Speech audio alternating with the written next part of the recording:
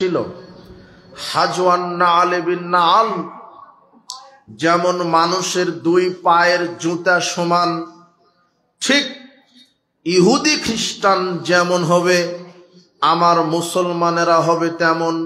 এদের আকীদা, সংস্কৃতি, কৃষ্টি কালচারে হবে সমান। নামে মুসলিম পরিবারে জন্মগ্রহণ করবে, কিন্তু তাদের নীতি আদর্শ ইজাম মতবাদ মুসলমানেরা লালন করবে ইহুদি খ্রিস্টানের। এই কথা মুহাম্মদ সাল্লাল্লাহু আলাইহি ওয়াসাল্লাম বলছেন। আপনি শুধু জন্মগ্রহণ করবেন মুসলিমের ঘরে, কিন্তু আপনার কৃষ্টি কালচার আদর্শ কাদের মতো হবে?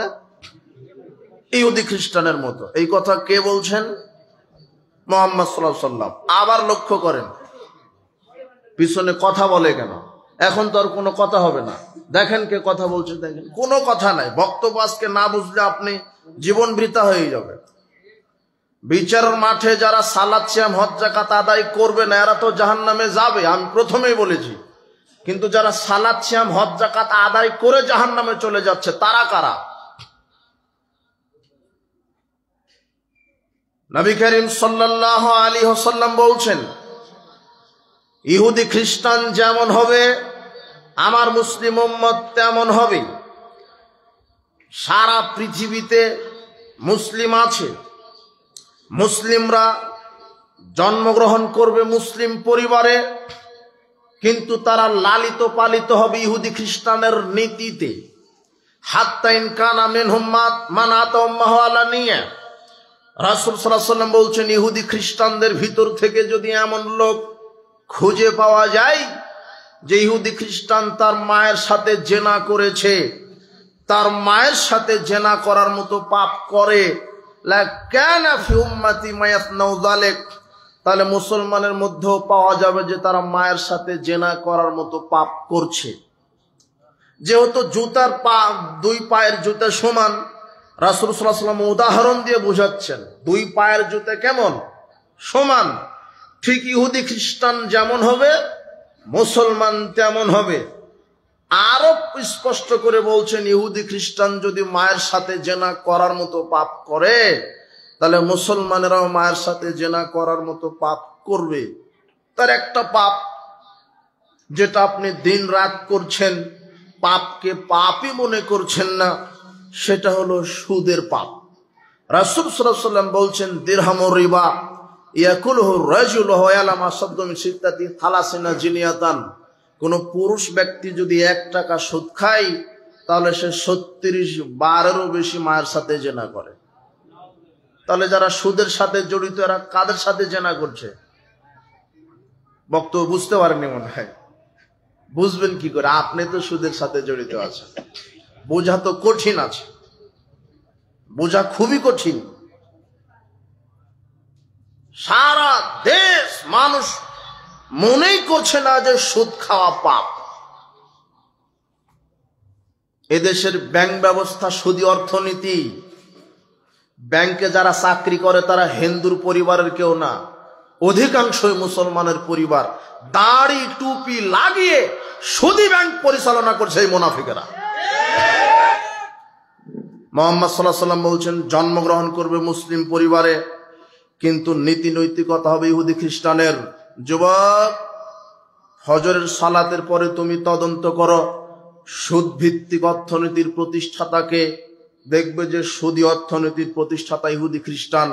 তোমার ব্যাংক চলে, হুজুর বসে আছে ব্যাংকে, শয়তান সুদের নাম দিয়েছে ইন্টারেস্ট, তাই তুমি বুঝতে পারো না সুদ কি। সুদের নাম চেঞ্জ করে দিয়েছে ইন্টারেস্ট। আর যারা দাড়ি টুপি লাগিয়ে ব্যাংকের ব্যবসা করছে, এরা বলছে মুনাফা। তোমার নারী, মেয়ে, মহিলা, ইন্টারেস্ট, সুদ, মুনাফা। কথা বুঝুনি মনে হয়? আমি সুদের বিরুদ্ধে বক্তব্য আজকে দিতে আসিনি, শুধু বোঝাতে এসেছি। আর রিবা ও সাবুনা জুজান, সুদের পাপের 70টি ভাগ আছে। সুদ, কেউ যদি সুদের পাপের সাথে জড়িত থাকে, তার 70 রকমের পাপ হয়। কত রকমের? আইসারুহা ইয়ানকাহার রাজুল উম্মাহু, সুদের সবচেয়ে ছোট পাপ নিজের মায়ের সাথে জেনা করা। সুদের সবচেয়ে ছোট পাপ কি? নিজের মায়ের সাথে জেনা করা। যার ব্যাংক ব্যবস্থা সুদী, প্রায় অর্থনীতিবিদ ব্যবসায়িক সুদী অর্থনীতির সাথে জড়িত, এ সালাত আদায় করে, 20 বছর ধরে সালাত আদায় করছে, 20 বছর ধরে সুদের সাথেও জড়িত আছে। কত মুসল্লি নিবেন আপনি? আচ্ছা, রাসূল সাল্লাল্লাহু আলাইহি ওয়াসাল্লাম বলছেন, আমার মুসলিম উম্মত ইহুদি খ্রিস্টানের সাথে মিশে যাবে। ইন্না বানি ইসরাঈলা তাফাররাকাত আলা 72 মিল্লাতান। বানি ইসরাইল জাতি বিভক্ত হয়েছিল 72 কাতারে। ওয়া তাফতারিকু উম্মতি আলা 73 মিল্লাতান। আর মুসলমানেরা বিভক্ত হবে 73 কাতারে। কুল্লুহুম ফিন্নার। 72 কাতার মুসলমান জাহান্নামে যাবে। ইল্লা মিল্লাতান ওয়াহিদাতান। এক কাতার মুসলিম জান্নাতে যাবে। সাহাবীগণ বলছেন, মান হে ইয়া রাসূলুল্লাহ, আল্লাহর নবী, এক কাতার যে জান্নাতে যাচ্ছে তারা কারা? তখন তিনি বলছেন, মা আনা আলাইহি ওয়াসহাবি। আমি আর আমার সাহাবীগণ যার ওপরে আছি, তার ওপরে থেকে যারা জীবনকে পরিচালনা করবে তারা বিচারের মাঠে সরাসরি জান্নাতে চলে যাবে। এখন প্রশ্ন, আপনি আজকে ক্লাসে বসেছেন তাই না? আমি প্রশ্ন করব, মুহাম্মদ সাল্লাল্লাহু আলাইহি সাল্লাম আর সাহাবীগণ কার ওপরে ছিলেন? ঠিক আছে, দ্বীনের উপরে বলেছেন, সুন্নাহর উপরে বলেছেন, জি ঠিক আছে। কোরআন এবং হাদিসের উপরে, ইসলামের উপরে। কার উপরে ছিলেন? ইসলামের উপরে। তাদের সার্বিক জীবন কার উপরে ছিল? ইসলামের উপরে। সার্বিক জীবনটা যখন ইসলামের উপরে থাকবে আপনার, তখন আপনি বিচারের মাঠে সরাসরি জান্নাতে চলে যাবেন। কিন্তু শর্ত কি? আপনার পুরো জীবনটা কার উপরে থাকতে হবে? ইসলামের উপরে। মুসলিমরা বিভক্ত হবে 73 কাতার। 72 কাতার মুসলিম জাহান্নামে যাচ্ছে। এই 72 কাতারের কেউ বেনামাজি না। কি না? বেনামাজি মুসলিম কি? কাফের। বেনামাজি কি? কয়েক শ্রেণীর বেনামাজি আছে, যারা দিনে 4 ওয়াক্ত পড়ে, 1 ওয়াক্ত পড়ে না, অথবা সপ্তাহে 2-1 ওয়াক্ত বদমাশি করে ছেড়ে দেয়। এরা হলো ফাসিক। এরা কি? ফাসিক। আর যারা শুধু জুমার দিনে পড়ে, সপ্তাহে 7 দিন পড়ে না, শুধু কি দিনে পড়ে? জুমার দিনে পড়ে, এরা হলো মুশরিক। এরা কি? আর যারা 12 মাসই পড়ে না, এরা হলো কাফের, অরিজিনাল কাফের। কথা বুঝেছেন? রাসূল বলছেন, আল-আহদুল্লাযী বাইনানা ওয়া বাইনাহুমুস সালাহ। আমাদের মধ্যে আর কাফেরের মধ্যে আল্লাহ ওয়াদা দিয়েছেন সালাতের।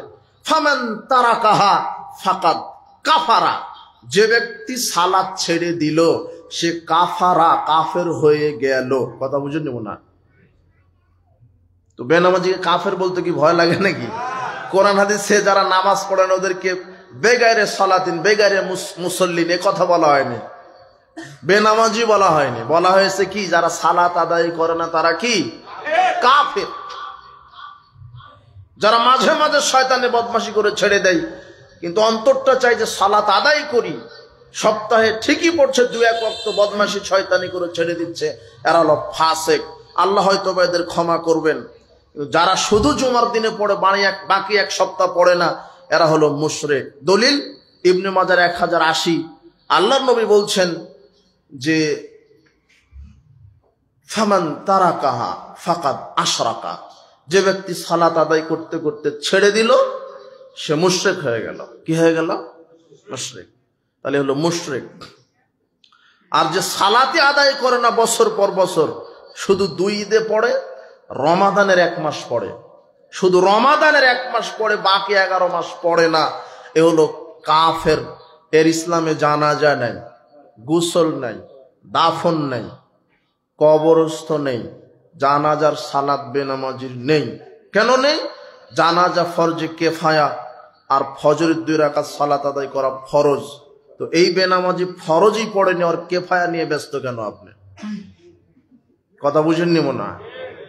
যার জানা যায় দাঁড়িয়েছেন ফজরই পড়েনি, তোর আপনি কেফায়া নিয়ে ব্যস্ত হলেন কেন?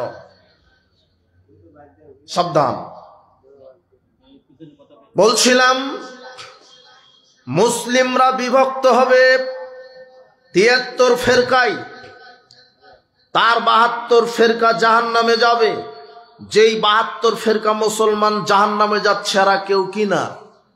বেনামাজি না। বুঝলেননি মনে হয় কথা? নামাজি লোক যে জাহান্নামে যাবে এটা দলিল। তিরমিজি 2863। এই যুবক মনে রাখো, না হলে লিখে রাখো, নামাজি ব্যক্তি যে জাহান্নামে যাবে, মুহাম্মদ সাল্লাল্লাহু আলাইহি ওয়াসাল্লাম বলছেন, শোনো, মান দা বিদাওয়াল জাহেলিয়া, যে ব্যক্তি জাহেলিয়াতের পথে মানুষকে আহ্বান করে, ফামিন জুসা জাহান্নাম, আল্লাহ তাকে জাহান্নামের খড়ি বানাবেন।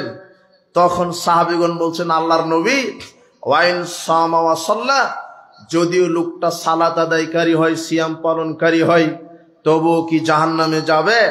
তখন তিনি বলছেন, হ্যাঁ, ওয়াইন সামা ওয়া সাল্লা জামান্নাহু মুসলিম, যদি সালাত সিয়াম কেন, নিজেকে যদি পাক্কা মুসলিমও দাবি করে আর জাহেলিয়াতকে যদি প্রমোট করে, ও সালাত সিয়াম হজ যাকাত আদায় করার পরও জাহান্নামে চলে যাবে। এটা তিরমিজির 2863 নম্বর হাদিস। তিরমিজি রেখে দেন, বুখারী 5058 নম্বর হাদিস। রাসূল সাল্লাল্লাহু আলাইহি ওয়াসাল্লাম বলছেন, ইয়াখরুজু ফিকুম, অচিরেই তোমাদের উপর একটা জাতি বের হবে। ইয়াখরুজু ফিকুম কওমুন, একটা জাতি বের হবে। তাহকিরুনা সালাতাকুম মা সালাতিহিম ওয়া সিয়ামাহুম মা সিয়ামিহিম ওয়া আমালাহুম মা আমালিহিম। শোনো, তারা তোমাদের সালাতকে তুচ্ছ মনে করবে, তোমাদের সিয়ামকে, আমলকে তুচ্ছ মনে করবে। ইয়াকরাউনাল কোরআন, তারা কোরআন তেলাওয়াত করবে। লা ইউজাইজু হানাজিরাহুম, কিন্তু কোরআন তাদের কণ্ঠের নিচে নামবে না। ইয়ামরুকুনা মিনাদ-দ্বীন কামা ইয়ামরুকুস সাহমু মিনার রামিয়া, তারা দ্বীন ইসলাম থেকে ওইভাবে বের হয়ে যাবে যেমন ধনুক থেকে তীর বের হয়ে যায়। এক শ্রেণীর সালাত সিয়াম হজ যাকাত আদায়কারী, সালাত সিয়াম হজ যাকাত আদায় করার পরে মুসলমানই থাকছে না। ওকে ওকে, তাও পিছনে কথা হয় কেন? এরা বোঝে না নাকি? এরা পিছনে কথা বলে কি? একটু আমি আজকে আপনাকে কষ্ট দেওয়ার জন্য এসেছি, একটু ধৈর্য সহকারে বসেন। বক্তব্যের এখনো বুঝতে পারেননি, আজকে বুঝে এখান থেকে উঠতে হবে। বক্তব্যে বিশৃঙ্খলা ঘটাবেন না। শোনেন, কি কথা বললাম আমি একটু আগে? কি কথা বললাম মনে আছে?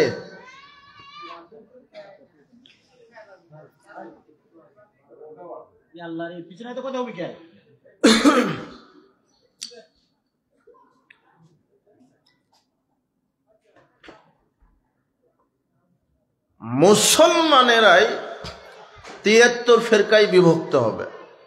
তার ৭২ ফেরকা কোথায় যাচ্ছে? জাহান্নামে। যে ৭২ ফেরকা জাহান্নামে যাচ্ছে, এরা হলো মুসলমান। এরা হলো মুসলমান। তো আপনিও তো মুসলমান। আপনি কোন শ্রেণীর মুসলমান? নবী করিম সাল্লাল্লাহু আলাইহি ওয়াসাল্লাম বলছেন, ইহুদি খ্রিস্টান যেমন হবে, আমার মুসলিম উম্মাত তেমন হবে। ইহুদি খ্রিস্টান বিভক্ত হয়েছিল ৭২ ফেরকায়, মুসলমানেরা বিভক্ত হবে ৭৩ ফেরকায়। কুল্লুহুম ফিন্নার, ৭২ ফেরকা মুসলিম জাহান্নামে যাবে। ইল্লা মিল্লাতান ওয়াহিদাতান, একটি ফেরকা, একটি দল জান্নাতে যাবে। বক্তব্যের বিষয় ছিল ফেরকা নাজিয়া, মুক্তিপ্রাপ্ত দল। তার মানে দল তো অনেক, কিন্তু সরাসরি জান্নাতে যাবে এমন দল কয়টা? একটা। আজকে ইসলামের নামে যে কত দল, খারেজি, শিয়া, মুরজিয়া, মুতাজিলা, জাহমিয়া, জাবরিয়া, মুআত্তিলা, মাতরুদিয়া, ইসমাইলা, এক একটা দল। তরিকার নামে মুজাদ্দিদিয়া, নকশবন্দিয়া, এগুলো আছে না? কাদেরিয়া, চিশতিয়া, ব্রেলভি, দেওবন্দি, আটরশি, চরমনাই, সরসিনা, দেওয়ানবাগ, কুতুববাগ, রাজারবাগ, ফুলতলি, চন্দ্রপুরী আছে। এগুলি ইসলামের নামে এক একটা কি তরিকা। মাযহাবের নামে কয়েকটা আছে, হানাফি, শাফি, মালিকি, হাম্বলি আছে। 1981 সালের বাংলাদেশের সরকারি জরিপে শুধু বাংলাদেশে পীরের সংখ্যা ছিল 2,98,000। শুধু পীর, মুরিদের সংখ্যা নয়, শুধু বাংলাদেশে পীর আছে 2,98,000। কোন পীরের সাথে কোন পীরের আকীদা আমলের মিল নাই। কত দল, দল যতই হোক সবাইকে বলেন তোমার ধর্ম কি, কোনটা নাম নিবে? সবাইকে বলবেন তুমি জাতিতে কি, কি নাম নিবে? মুসলমান। কিন্তু আল্লাহ বলছেন যারা দ্বীন ইসলামকে টুকরো টুকরো করেছে, করবে নিজের স্বার্থে, কিন্তু দল যতই হোক হকের উপরে থাকবে কয়টি দল? একটি। এই দলের নাম আল্লাহ কোরআন মাজিদে বলে যাননি, রাসূল সাল্লাল্লাহু আলাইহি ওয়াসাল্লাম হাদিসেও বলে যাননি, তবে বৈশিষ্ট্য বলে গেছেন। বৈশিষ্ট্য কি? যারা সার্বিক জীবনে কোরআন সুন্নাহ মেনে চলবে তারাই সরাসরি জান্নাতি দল। এখন সার্বিক জীবন বলতে কি বুঝেন? সার্বিক জীবন বলতে আপনার জীবন যেদিন জন্মগ্রহণ হয়েছে সেদিন থেকে মৃত্যু পর্যন্ত আপনি যা কিছু করতে চাচ্ছেন সেখানে আল্লাহর বিধান দিয়ে করতে হবে। এটা হলো সার্বিক জীবন। আপনি কি করতে চাচ্ছেন দেখেন তো, আপনার সন্তানটা জন্মগ্রহণ করেছে, আল্লাহর বিধান যে এই বাচ্চাটা যে জন্মগ্রহণ করলো তাহানিক করো। তাহানিক কি? পরহেজগার ব্যক্তির কাছে নিয়ে যাও, পরহেজগার ব্যক্তি তার কিছু খেজুর বা কিছু মধু জিহুবায় দিয়ে জিহুবার লালাটা বাচ্চার মুখে দিয়ে দোয়া করবে, বারাকাল্লাহু লাক, বারাকাল্লাহু ফিক, বারাকাল্লাহু ফি আহলিকুম মালিক। এইভাবে দোয়া করবে। পরহেজগার ব্যক্তির মুখের লালাটা নবজাতক বাচ্চার মুখে দেওয়াকে কি বলছে? তাহনিক। জন্মের দিন থেকেই বিধান কার শুরু হয়ে গেছে? আল্লাহ। এরপরে যখন সপ্তম দিন হবে তখন ইসলাম বলছে, আল্লাহ বিধান দিয়েছেন সপ্তম দিনের বিধান কি? নাম রাখো, আকিকে করো, মাথা মুন্ডন করো, মাথায় জাফরানের রং দিয়ে মাখিয়ে দাও, চুল ওজন করো, ওজন পরিমাণ রূপা সাদাকা করো। বিধান না এগুলা? সন্তান এভাবে আস্তে আস্তে বড় হচ্ছে। বিবাহ দাও, তাকে শিক্ষা দাও, সালাত শিখিয়ে দাও। 7 বছর যখন হবে সালাতের প্রশিক্ষণ দাও। 10 বছর থেকে প্রহার করে সালাত আদায় করাও। যখন বালেগ হয়ে যাব বিবাহ দাও। এগুলি কার বিধান? তো এর মধ্যে আপনার অনেক বিধান। আপনি যা কিছু করতে চাচ্ছেন সেখানে আল্লাহ বিধান দিয়েছেন। কি করবেন? ঘুমাতে গেছেন, কোথায় গেছেন?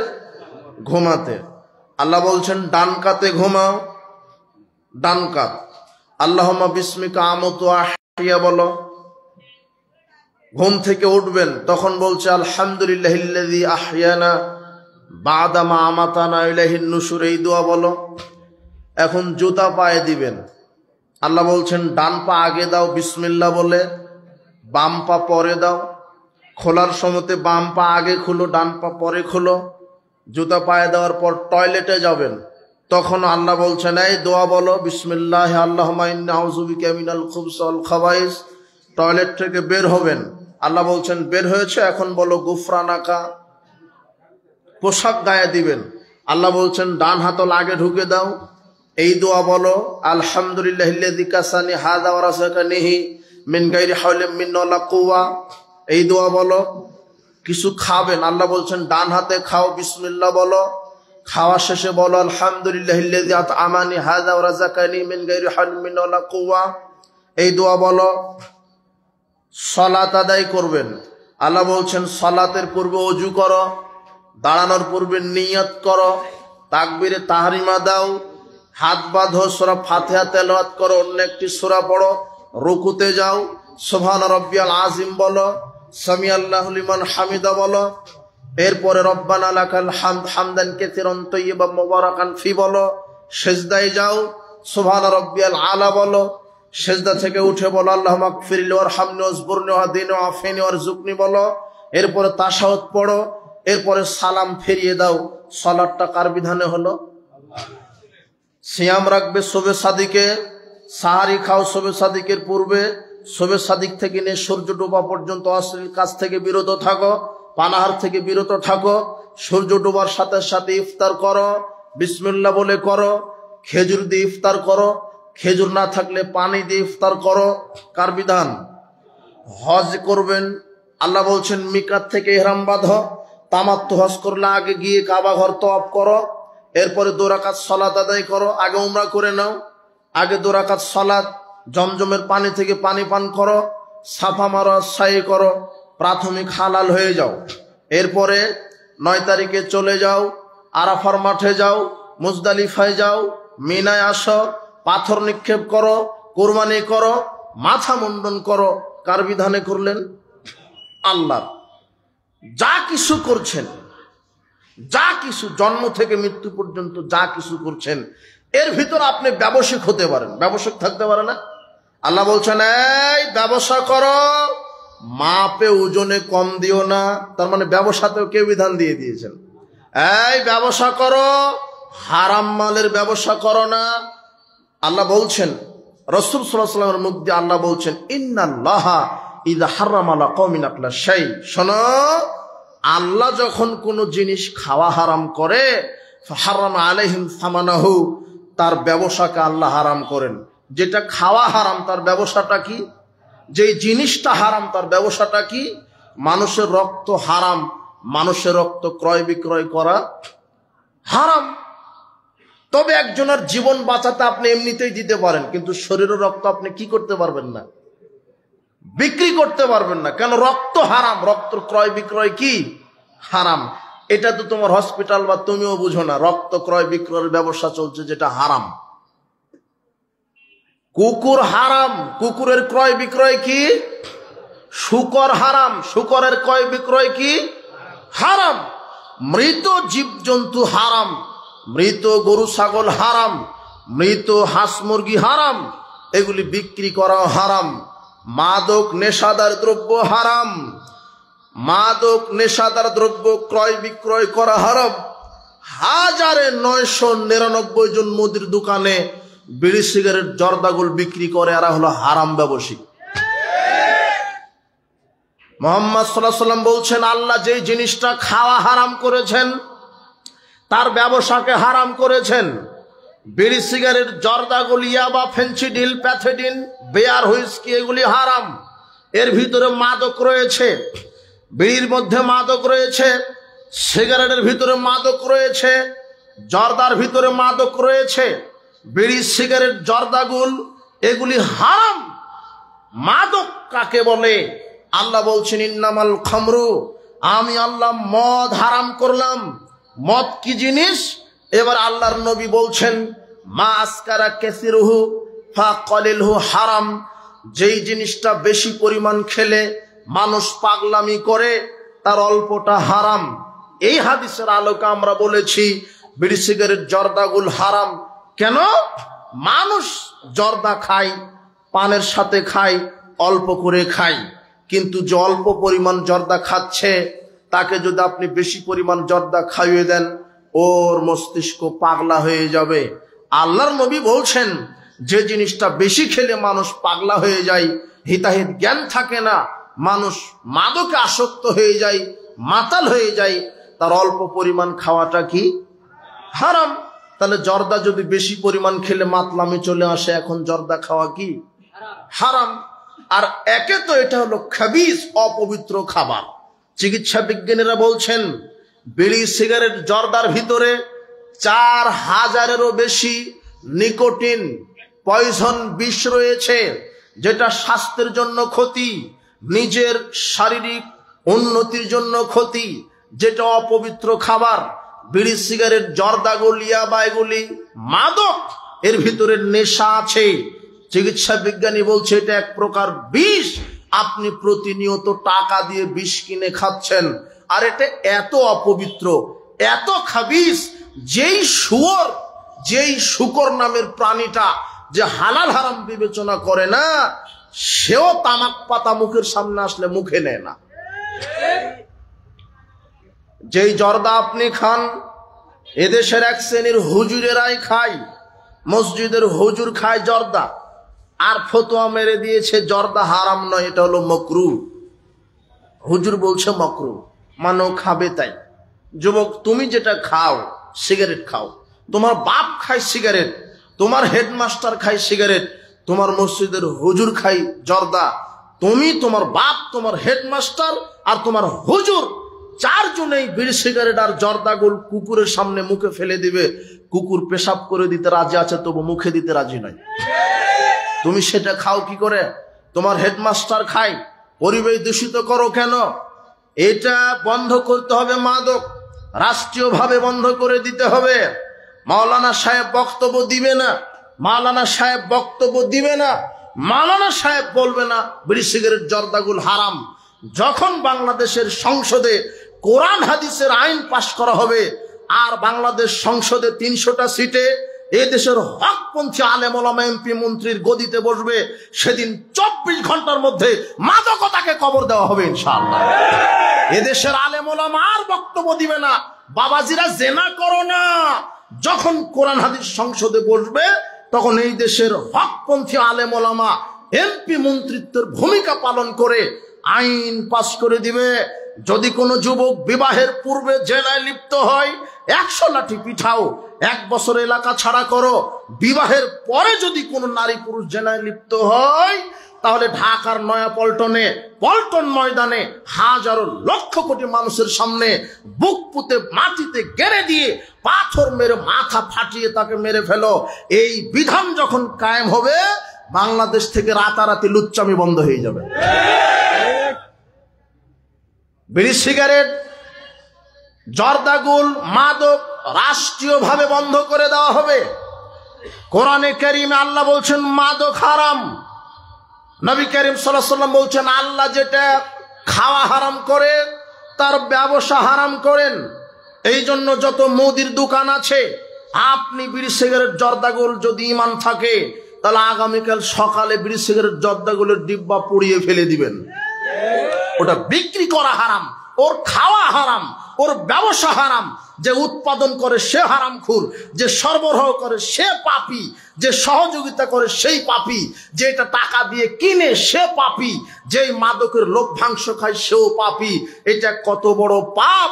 মুহাম্মদ সাল্লাল্লাহু আলাইহি ওয়াসাল্লাম বলছেন যারা নিয়মিত বিড়ি, সিগারেট, জর্দাগুল, মাদক সেবন করে, তারা মূর্তি পূজা সমান অপরাধ করে। উপস্থিত বৈঠকের মুসলিম দিনী ভাই বোন, বলছিলাম ইসলাম সার্বজনীন।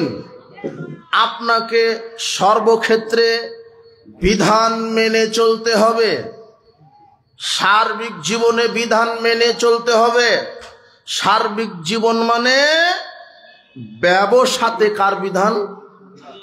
একটু আগে যে সিরিয়ালে বলা হলো, ঘুমালেন কার বিধানে, ঘুম থেকে উঠলেন কার বিধানে, জুতা পায়ে দিলেন কার বিধানে, খাওয়া দাওয়া করলেন কার বিধানে, সালাত, সিয়াম, হজ, যাকাত, ব্যবসা করতে হবে কার বিধানে? আল্লাহ। সব কিছু আল্লাহর, সব কিছু তো আল্লাহ বিধান দিয়েছেন, সব কিছু। এখন আমার সাথে আপনি মিলেন, আপনি কি সার্বিক জীবন ইসলাম মেনে চলছেন? ঘুমালেন কার বিধানে, খেলেন কার বিধানে, সালাত আদায় করলেন কার বিধানে, হজ করলেন কার বিধানে, রাজনীতি করছেন কার বিধানে, হ্যাঁ, ও বলছে আল্লাহ, এর গতিতেই চলে গেছে।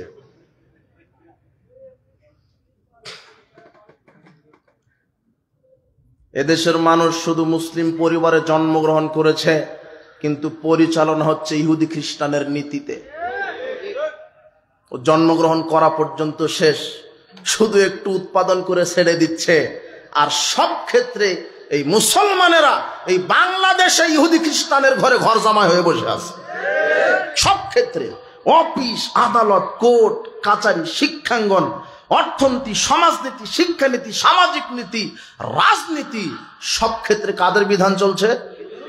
কিন্তু ইহুদিদের বিধানে চলছে কারা? ইহুদি না মুসলমান? সব ক্ষেত্রে। কিন্তু জান্নাতে যাবে একটি দল, সেই দল সার্বিক জীবনে কার বিধান মানলে? এখন আপনি মসজিদে সালাত আদায় করছেন আল্লাহর বিধানে, ওই হারামখোর রাজনীতি করছে ইহুদি খ্রিস্টানের বিধানে। তোলার সুযোগ আছে? হ্যাঁ, ইহুদি খ্রিস্টানের বিরোধিতা করতে হবে। সার্বিক জীবন ইহুদি খ্রিস্টানের বিরোধিতা। মুহাম্মদ সাল্লাল্লাহু আলাইহি ওয়াসাল্লাম সবচেয়ে বেশি বিরোধিতা করেছেন। তিনি বলছেন তোমরা ইহুদি খ্রিস্টানের বিজাতিদের বিরোধিতা করো। মুহাম্মদ সাল্লাল্লাহু আলাইহি ওয়াসাল্লাম বলছেন তোমরা ইহুদি খ্রিস্টান বিজাতিদের বিরোধিতা করো। তিনি বলছেন যে ইহুদিরা দাড়ি রাখে কিন্তু দাড়িতে খেজাব দেয় না, তোমরা দাড়িতে খেজাব দিয়ে ফাখালিফুহুম, তাদের বিরোধিতা করো। রাসূল সাল্লাল্লাহু আলাইহি ওয়াসাল্লাম সাদা দাড়িতে খেজাব দিতে বলেছেন, তবে কালো ব্যতীত। ইন্নাল ইয়াহুদা ওয়ান নাসারা লা ইয়াসবুগুন, 5899 নম্বর হাদিস বুখারীতে বলছেন, আল্লাহ নবী বলছেন যে দাড়িতে ইহুদিরা খেজাব দেয় না। ফাখালিফুহুম, তুমি ইহুদিদের বিরোধিতা করো। কি করো? খেজাব দাও, তবে কালো ব্যতীত। কেউ যদি দাড়িতে কালো খেজাব দেয় তাহলে সে জান্নাতে যাওয়া বহুদূরের কথা, জান্নাতের সুগন্ধি পাবে না। তাহলে দাড়িতে যদি খেজাব দেন কালো ব্যতীত, তাহলে কাদের বিরোধিতা করা হলো? তিনি যখন মক্কা থেকে মদিনায় গেলেন, দেখলেন ইহুদি খ্রিস্টানরা 2 দিন উৎসব করছে। তিনি বলছেন এগুলি বাতিল করে দিলাম। মুহাম্মদ সাল্লাল্লাহু আলাইহি ওয়াসাল্লাম বিরোধিতা করেছেন, এগুলি বাতিল চলবে না। আল্লাহ দিয়েছেন উত্তম 2টা দিন, যদি তোমরা মুসলিম হও তাহলে 2টা দিন আনন্দ পালন করবে, উৎসব করবে, ঈদুল আযহা, ঈদুল ফিতর। তিনি বিরোধিতা করেছেন। একদিন তিনি আশুরার সিয়াম রেখেছেন, রাখার পরে বলছেন সাহাবীরা তোমরাও রাখো। তখন সাহাবীগণ বলছেন ইন্নাহু ইয়াউমুন ইউআযযিমুহুমুল ইয়াহুদ ওয়ান নাসারা, আচ্ছা এই দিন তো সেই দিন যেই দিন ইহুদি খ্রিস্টান বড় হিসেবে পালন করে।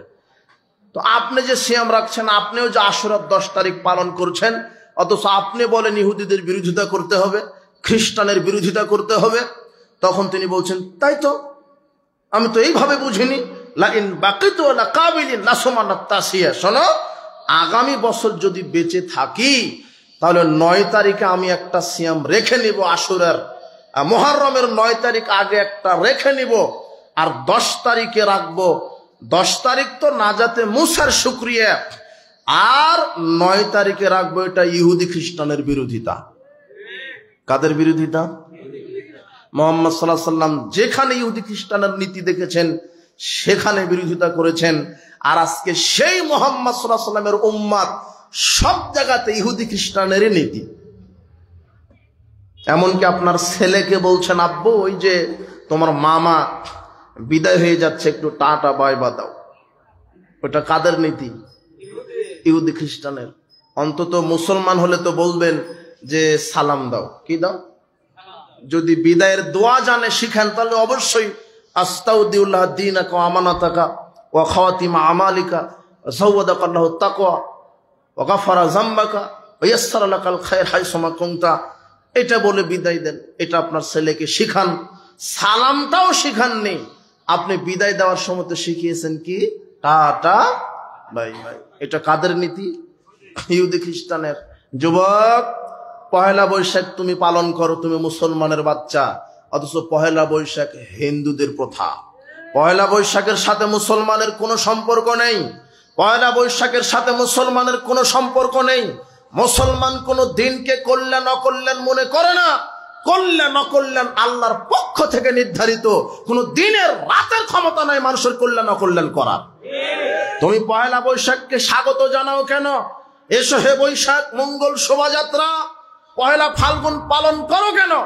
আর যত তথাকথিত এই ল্যাংটা কানা কুশিক্ষিত যারা এই পয়লা বৈশাখের দিনে দেখবেন ঢাকা রমনার বটমূলে বট গাছের নিচে ইলিশ পান্তা ভাত খাবে আর পয়লা বৈশাখকে পালন করে, তাও মানুষ হিসেবে কেউ পয়লা বৈশাখ এরা পালন করে না। মুখোশ পড়ে বান্দরের এরা নিয়তি করে, আল্লাহ এই নতুন এক বছর আমাদেরকে বান্দর হয়ে বেঁচে থাকার তৌফিক দান করো। নাহলে বান্দরের মুখোশ পড়ে কেন এরা? কুকুরের মুখোশ পড়ে, ভল্লুকের মুখোশ পড়ে। আরে সৃষ্টির সেরা মানুষ যুবক, তুমি তো বান্দরের মুখোশ পড়বেই, কেননা তোমার শিক্ষা ব্যবস্থাতেই শেখানো হয় মানুষ মানুষের জাত না, মানুষ বান্দরের জাত। ওই বান্দরই মুখোশ পড়ে ওরা বাদরামি করে ওরা।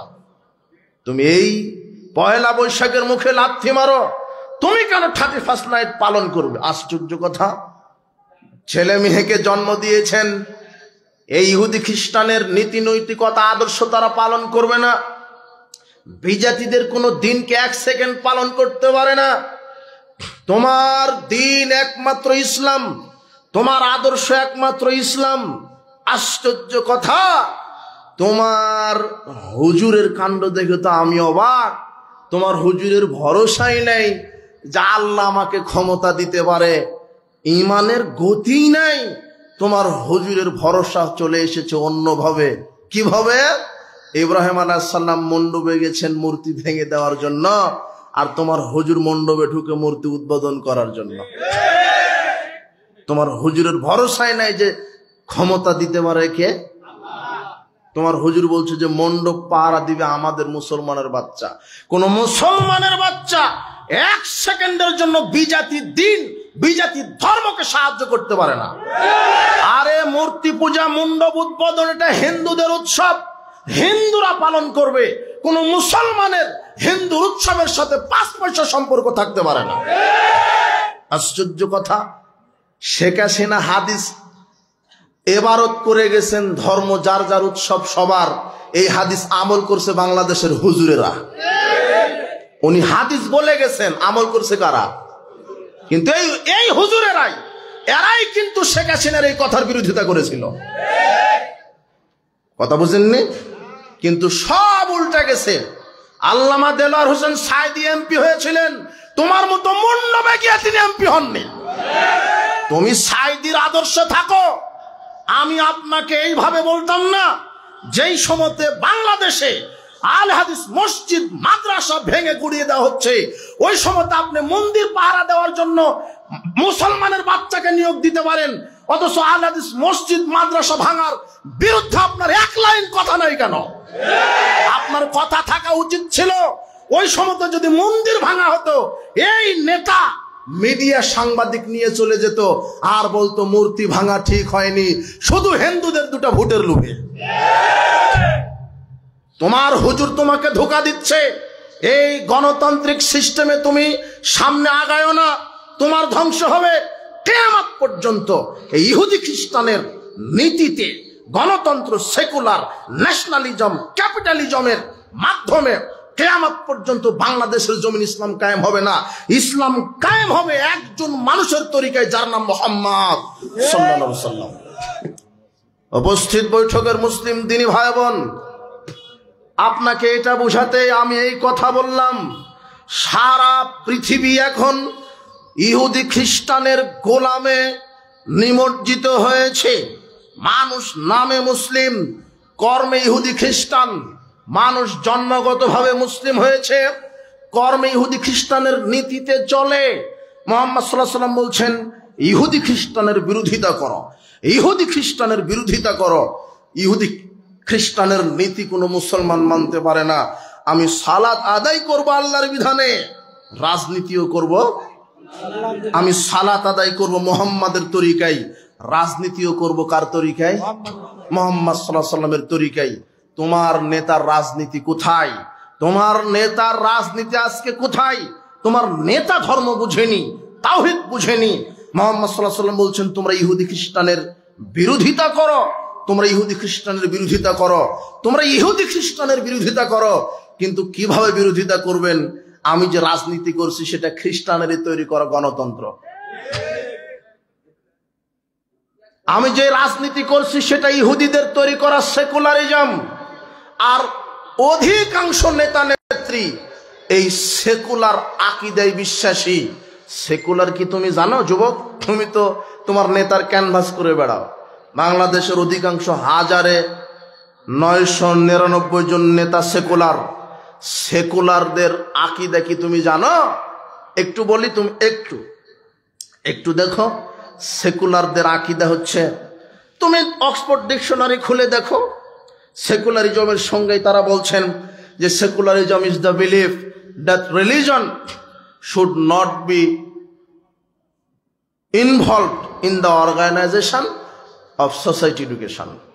সেকুলারের সঙ্গেই বলে দেওয়া হয়েছে যে সেকুলারিজম এমন একটা বিশ্বাসের নাম যে সেকুলার যতদিন থাকবে ততদিন শিক্ষা ব্যবস্থায়, সামাজিক ব্যবস্থায়, অর্থ ব্যবস্থায় ইসলামকে ঢুকতে দেওয়া যাবে না। ইসলামকে ঢুকতে দিবে না শিক্ষা ব্যবস্থায়। এরপরে বলা হচ্ছে religion should not be allowed to come into politics. Secular নেতাদের আকীদা যে রাজনীতিতে ইসলাম ঢুকতে দেওয়া যাবে না। ইসলাম মানে কি? It is merely matter between man and God. ইসলাম হলো মসজিদ মাদ্রাসায় শুধু নমনম করবে, কিন্তু অর্থনীতিতে ইসলাম আমরা ঢুকাতে দিব না, রাজনীতিতে ইসলাম ঢুকাতে দিব না। কেন? রাজনীতিতে যদি ইসলাম ঢুকাতে দিই তাহলে তো চুরি করলে হাত কাটা যাবে। তোমার নেতারে আগে হাত কাটা হবে। যেই দেশের পিয়ন 400 কোটি টাকার মালিক, তোমার এমপির অবস্থা কি? তোমার এই এমপি কি চাইবে যে ইসলাম সংবিধানে থাকুক? তো তোমার নেতারই তো হাত কাটা যাবে।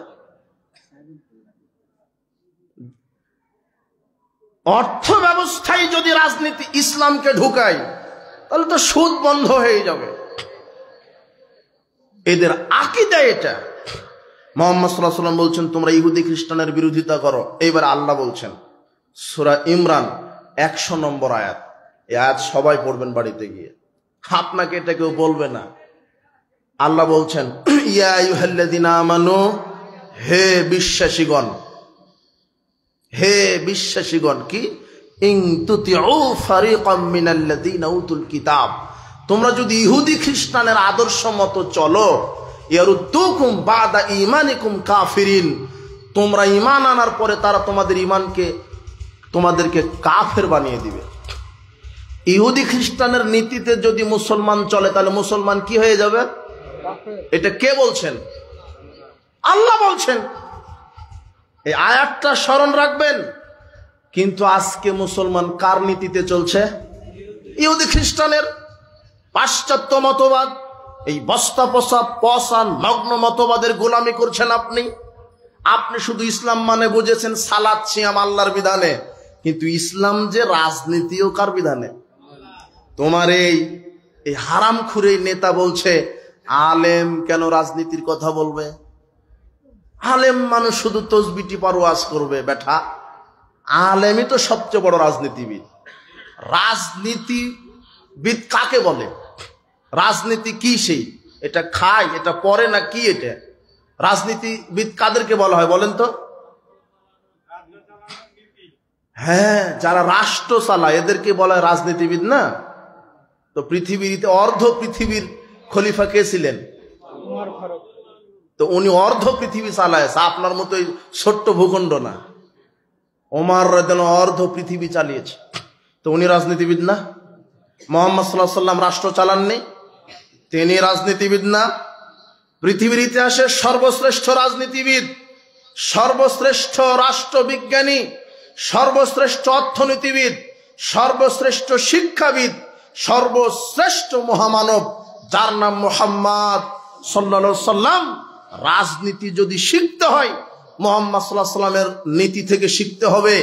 রাজনীতি যদি করতে হয় সাহাবাদের নীতি থেকে করতে হবে। সাহাবীর মধ্যে একেবারে সম্ভ্রান্ত শক্তিশালী নেতা ছিলেন ওমর ইবনুল খাত্তাব রাদিয়াল্লাহু আনহু। তিনি এত পাওয়ারফুল নেতা ছিলেন, তার সামনে শরীয়তের কোনো বিষয়ে যদি কেউ মানুষ 19-20 করতেন, তিনি ডবল শাস্তি ঘোষণা করতেন।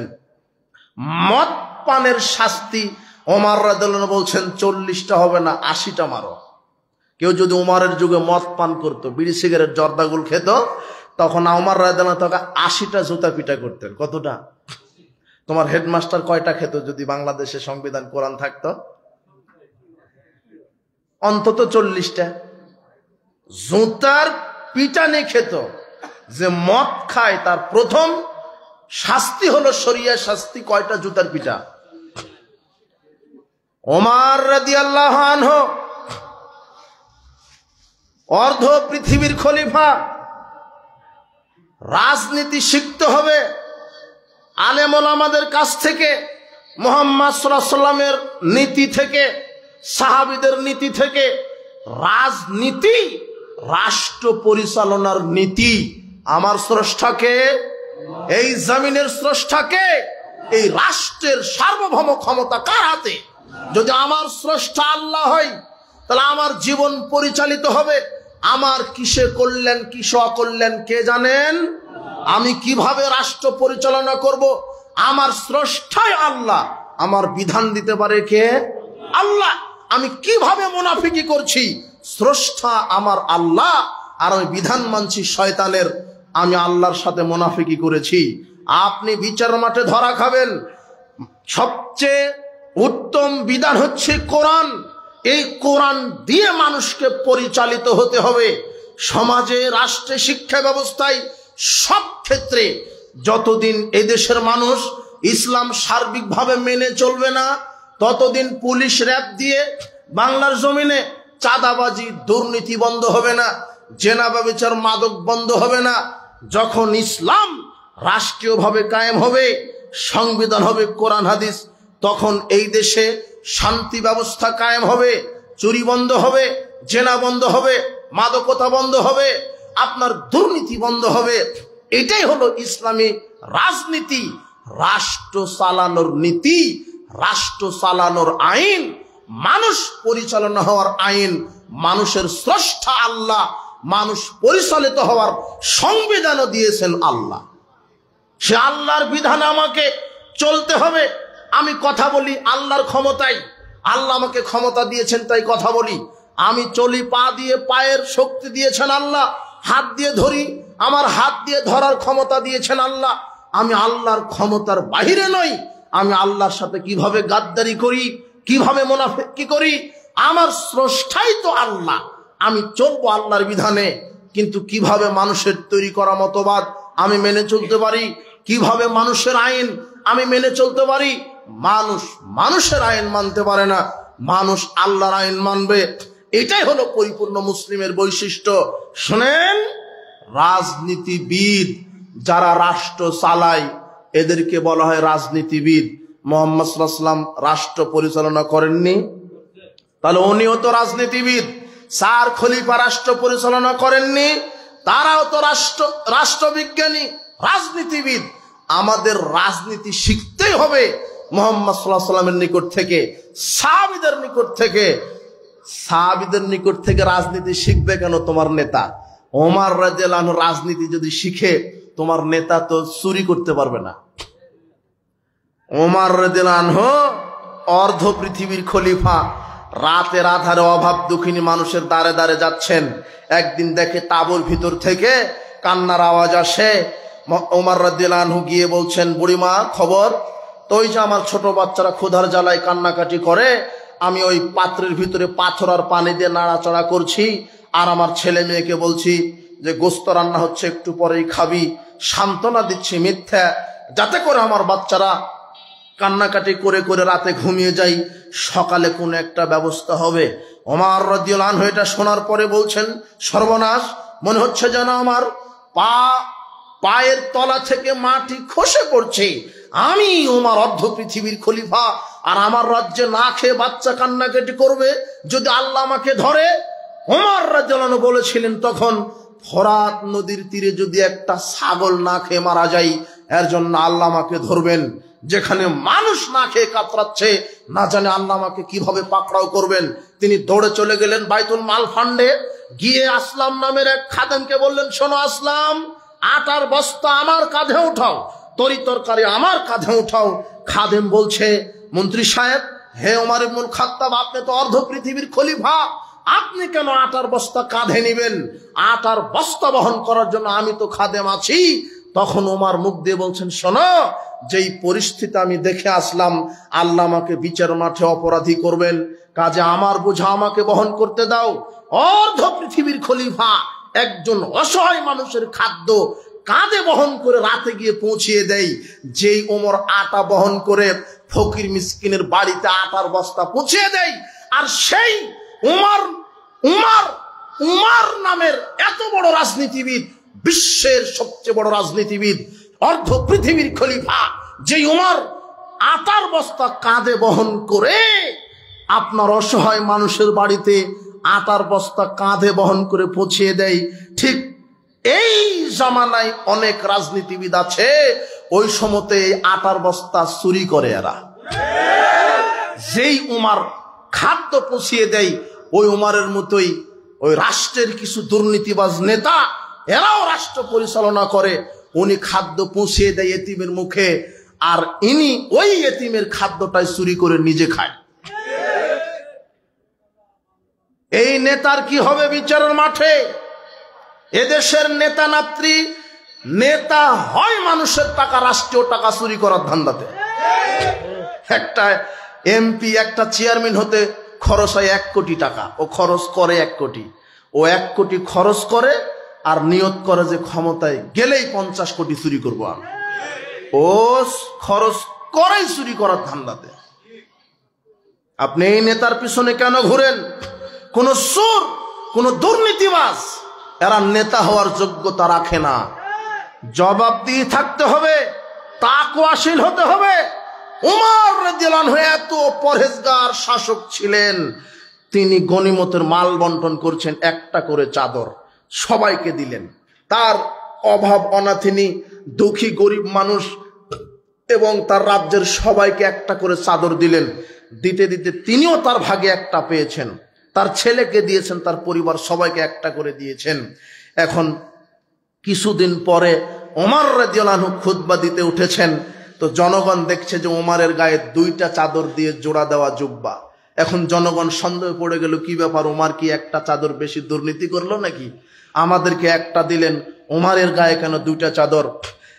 তখন জনগণ বলছে যে খুতবা আপনার পরে শুনবো, আগে বলেন 2টা চাদর কিভাবে পেলেন, জবাবদিহিতা দেখেন। তখন ওমরের ছেলে আব্দুল্লাহ বলছেন, শোনেন আমি বলি, আমার আব্বা উঁচা পুচা মানুষ, একটা চাদরে তার জুব্বা হয়নি, তাই আমি আমার ভাগের যে চাদরটা পেয়েছিলাম আমার আব্বাকে দিয়েছি, তাই তো আমার আব্বা 2 ছাটের চাদরের জুব্বা পরেছে। তখন জাতি বলছে, ঠিক আছে, এখন খুতবা চলবে। এটা জবাবদিহিতা। যে উমরের গায়ে চাদরের হিসাব জনগণ নেই, আর সেই দেশেই কত এমপি মন্ত্রী সুখে যে 500-1000 কোট প্যান্ট পাওয়া যায়, সব চুরি করা টাকাতে। কথা বুঝেছেন? ওমরের মতো রাজনীতি শিখতে হবে। শিখবে কি করে? ওমরের মতো রাজনীতি করলে তো চুরি করা যাবে না, মদ খাওয়া যাবে না, ইয়াবা খাওয়া যাবে না, লুচ্চামি করা যাবে না। শোনেন, এই পাবনাবাসীকে বলে গেলাম, একজন মসজিদের ইমাম যখন নিয়োগ করা হয়, তখন ইমামের ইন্টারভিউ নেওয়া হয়। আপনার পাবনাতে সবচেয়ে বড় মসজিদ যদি থাকে, 5000 লোকের ইমামতি করবেন, 5000 লোক সালাত আদায় করবে, পাবনা সবচেয়ে বড় মসজিদ। সেই মসজিদের ইমাম নিয়োগ দেওয়া হয়, ইমামের ভাইবা নেওয়া হয়। ইমামের ডিগ্রি কত বড়, ইমামের কেরাত কত সুন্দর, ইমামের দাড়ি ঠিক আছে কিনা, ইমামের বউ পর্দায় থাকে কিনা, ইমাম হালাল বা হারাম খায় কিনা, ইমামের যোগ্যতা কেমন, ইমাম মদখুর কিনা, ইমাম লুচ্চে কিনা, ইমাম পরহেজগার কিনা। আপনি 5000 লোকের ইমামতি নেবেন, তাই এত ভাইবা করেন, এত খোঁজ খবর রাখেন। উনি ইমামতি করবে মোটে 5000, কিন্তু যখন নির্বাচন আসে, একটা এমপি নির্বাচিত হয় 5 থেকে 7 লক্ষ লোকের জন্য। একজন এমপি নির্বাচিত হয় 5 থেকে 7 লক্ষ লোকের জন্য। অথচ এই দেশের এই সাধারণ মানুষ এত অযোগ্য হয়ে গেছে, এত গোলাম হয়ে গেছে ইহুদি খ্রিস্টানের। 5000 লোকের ইমাম নিয়োগ দিতে এত ভাইবা নেন যে ও পরহেজগার কিনা, দাঁড়িয়ে আছে কিনা, সালাত আদায় করে কিনা, যে পরহেজগার কিনা, বউ পর্দায় থাকে কিনা। আপনি ইন্টারভিউ নিয়ে 5000 লোকের ইমাম নিয়োগ দেন, কিন্তু নির্বাচনের সময় যখন 7 লক্ষ লোকের জন্য এমপি নির্বাচিত হচ্ছে, তখন এই জাতি ভাইবা নেই না এই 5 লক্ষ লোকের এমপি হবে, এর দাঁড়িয়ে আছে কিনা, এ 5 ওয়াক্ত সালাত আদায় করে কিনা, বউ বেটি পর্দায় থাকে কিনা, লুচ্চা কিনা, বদমাশ কিনা, গাঁজাখোর কিনা, চোর কিনা, বদমাশ কিনা, হারামখোর কিনা, এই জাতি এখনো তদন্ত করে না। তাহলে এই হারামখোর যদি এমপি হয়, ও হারামই প্রমোট করবে বাংলাদেশে। গাঁজাখোর যদি এমপি হয়, ও গাঁজাই চালু করবে, গাঁজার লাইসেন্স দিয়ে গাঁজার ব্যবসা চালু করবে এরা। লুচ্চা যদি এমপি হয়, ও জেনার বিধান কায়েম করবে না। কেন? তোমার নেতারই 1400 নারীর সাথে লুচ্চার সম্পর্ক আছে, ও কি করবে? এই যুবক, তোমাকে আমি বলছি, এই হারামখোর বেনামাজি, আরে তুমি যেই নেতার পিছনে ছুটো, নামাজ তো বৌদুর কথা তো অজুই জানে না, এই নেতার পিছনে ছুটে কেন? এই দেশে যখন সৎ নেতৃত্ব আসবে, কোন হারামখোর, দুর্নীতিবাজ, লুচ্চা, বেনামাজি কোনদিন দেশের নেতৃত্বে থাকতে পারে না। দেশের নেতৃত্বে থাকবে, এই দেশের এমপি মন্ত্রী হবে, এই বাংলাদেশ মুসলমানের দেশ, এই বাংলাদেশের নেতা হবে এ দেশের হকপন্থী আলেম ওলামা। যখন এই দেশের সংসদে 300টা সিটে দেশের আলেম ওলামা, হকপন্থী আলেম ওলামা এমপি মন্ত্রী হবে, আর দেশের সংবিধান যখন হবে কোরআন আর হাদিস, সেদিন রাতারাতি লুচ্চামি বন্ধ হবে, জেনা বন্ধ হবে, দুর্নীতি বন্ধ হবে, সুদ বন্ধ হবে। সংসদ থেকে বলে দেওয়া হবে 24 ঘন্টার মধ্যে সুদী অর্থনীতিকে কবর দেওয়া হলো। সংসদ থেকে বলে দেওয়া হবে আজ থেকে বাংলাদেশের প্রত্যেকটা আকেল বালেগ মুসলিম নারী পুরুষের 5 ওয়াক্ত সালাত আদায় করা বাধ্যতামূলক। এসি, ডিসি, এসপি, এনএসআই যারা আছে, সাংবাদিক, শিক্ষক, শিক্ষয়িত্রী, প্রত্যেকে আজানের পরে মসজিদে গিয়ে সালাত আদায় করবে। এই সংসদ থেকে এটা ঘোষণা দেওয়া হবে, যদি কেউ আজানের পরে সালাত আদায় না করে, তার আজীবন জেল হবে। এটা সংসদ থেকে বলে দেওয়া হবে। মাওলানা সাহেব বক্তব্য দিবে না, বাবাজিরা নামাজ পড়ো, বাবাজিরা পর্দায় থাকো। জিনা রাতারাতি পর্দা কায়েম করা হবে। তোমার এই টুপি দাড়ি নিয়ে যারা রাজনীতিতে নেমেছে, তাদেরকে বলি, রাজনীতি করেন, দোয়াও করি, আল্লাহ আপনাদেরকে নিয়ে আসুক। তবে খবরদার, ইহুদি খ্রিস্টানের নীতিতে নয়, মুহাম্মদ সাল্লাল্লাহু আলাইহি ওয়াসাল্লামের নীতিতে যেন হয়। ইহুদি খ্রিস্টানের নীতিতে যদি দাড়ি টুপিওয়ালা কেন, এই গণতান্ত্রিক সিস্টেমে যদি জিবরাইলও প্রধানমন্ত্রী হয়, তবুও বাংলার জমিন থেকে সুদ দুর্নীতি বন্ধ করতে পারবে না, জেনা বন্ধ করতে পারবে না, সালাত কায়েম করতে পারবে না, দুর্নীতি বন্ধ করতে পারবে না। যখন মুহাম্মদ সাল্লাল্লাহু আলাইহি ওয়াসাল্লামের নীতিতে আপনি হবেন প্রধানমন্ত্রী, সেদিন সংসদ থেকে বলে দিতে পারবেন, শোনেন, আগামী 24 ঘন্টার মধ্যে বাংলাদেশে যে শিরকি জাতীয় সঙ্গীত, ওমা তোমার আকাশ তোমার বাতাস, 24 ঘন্টার মধ্যে কবর দিতে হবে। যদি মুহাম্মদ সাল্লাল্লাহু আলাইহি ওয়াসাল্লামের নীতিতে তোমার নেতা রাজনীতি করে, তোমার নেতা মণ্ডপে যাবে না, তোমার নেতা মাজার থেকেই ভোটের ক্যানভাস শুরু করে। মুহাম্মদ সাল্লাল্লাহু আলাইহি ওয়াসাল্লামের নীতিতে যদি তোমার নেতা রাজনীতি করে, তখন তোমার নেতা সংসদে বলে দিতে পারবে, কেন এখন মুহাম্মাদের রাজনীতি চলছে।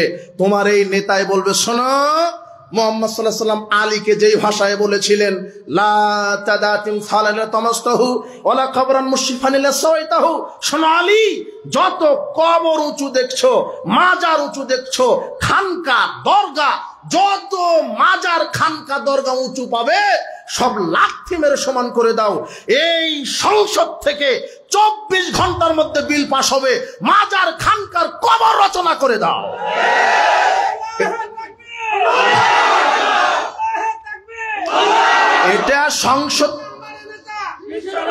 এটা সংসদ থেকে বলে দেওয়া হবে। কিন্তু তোমার এই নেতা পারবে না মাজার ভেঙে দিতে। কেন? তোমার নেতা মাজার থেকেই ক্যানভাস শুরু করে। এটা হলো গণতন্ত্রের ফজিলত।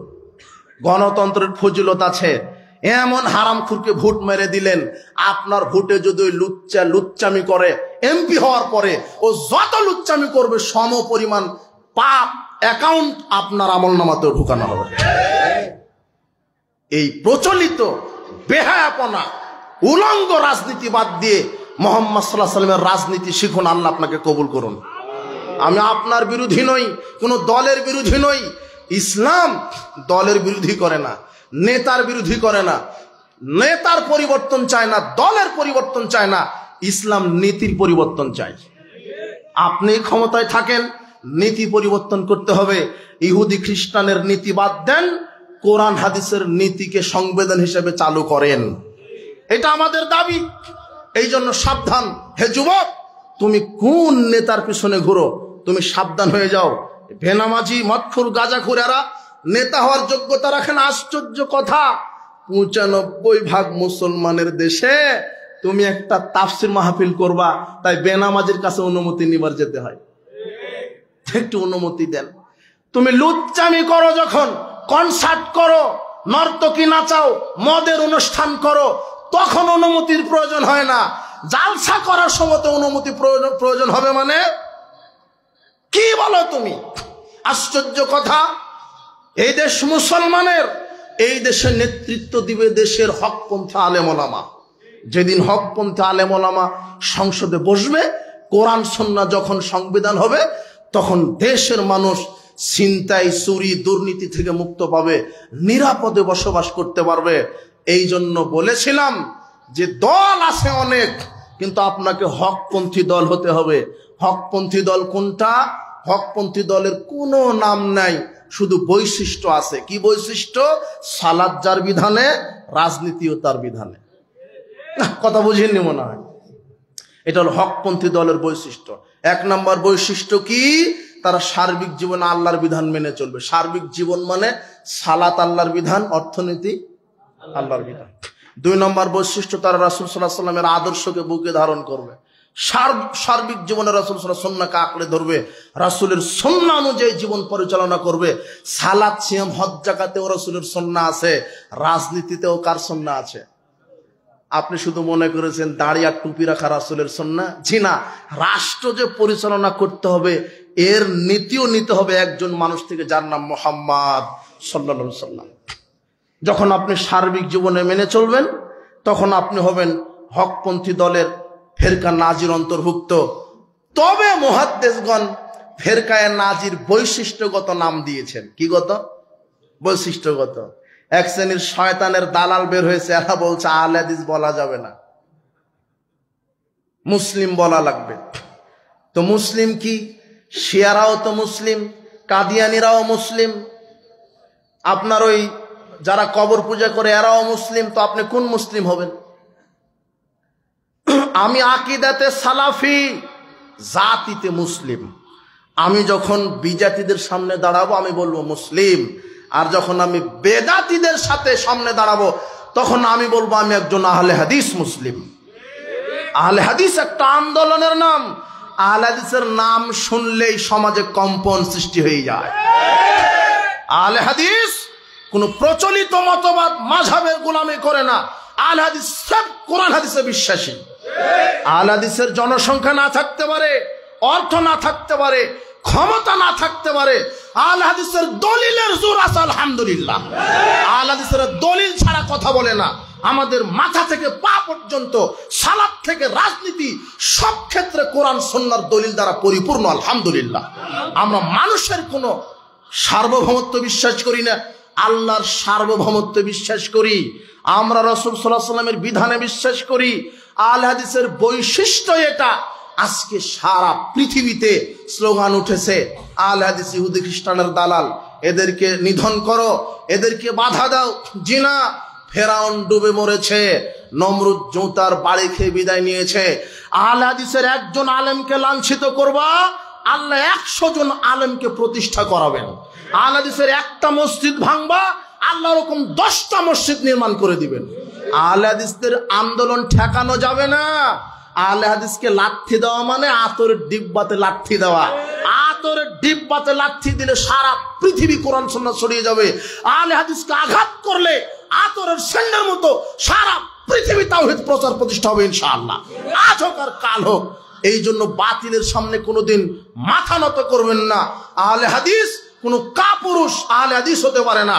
আপনি দুনিয়াতে বেঁচে থাকবেন বিড়ালের মতো নয়, আপনি দুনিয়াতে বেঁচে থাকবেন বাঘের বাচ্চার মতো, বিড়ালের মতো নয়। আমার সেফ সারা জীবনটাই চলবে কোরআন সুন্নাহ দিয়ে। আমি সালাত আদায় করব যার বিধানে, রাজনীতি করব তার বিধানে, অর্থনীতি চালাবো তার বিধানে। বৈশিষ্ট্যগত নাম সালাফগণ বলে দিয়েছেন। আল্লাহ বলছেন একটি দল হকের উপরে থাকবে, সেই দলটা কি?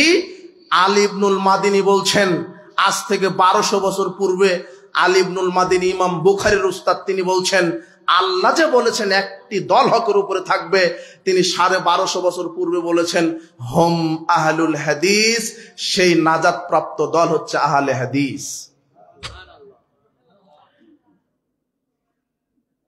খলিফা হারুনুর রশিদ আজ থেকে 1300 বছর পূর্বে বলে গেছেন তলাবতু আরবাতান ফাওয়াজাদতু ফি আরবাতিন, আমি মুসলমানের 4টি দল তালাশ করেছি, 4টি দলের মধ্যে 4টি বৈশিষ্ট্য আমি পেয়েছি। তলাবতুল কুফরা, আমি কুফরি খুঁজেছি। ফাওয়াজাদতু ফিল জাহমিয়া, আমি জাহমিয়াদের মধ্যে কুফরি পেয়েছি। তালাবতুল কালাম ওয়াশ শাগাবা, আমি মিথ্যা কুতর্ক খুঁজেছি, আমি কুতর্ক আর ঝগড়া খুঁজেছি। ফাওয়াজাদতু ইনদাল মুতাজিলা, আমি মুতাজিলাদের মধ্যে পেয়েছি। তালাবতুল কিযবা, আমি মিথ্যা খুঁজেছি। ফাওয়াজাদতুহু ইনদার রাফিজাতে, আমি মিথ্যা পেয়েছি রাফেজি শিয়াদের মধ্যে। তালাবতুল হক, আমি হক খুঁজেছি।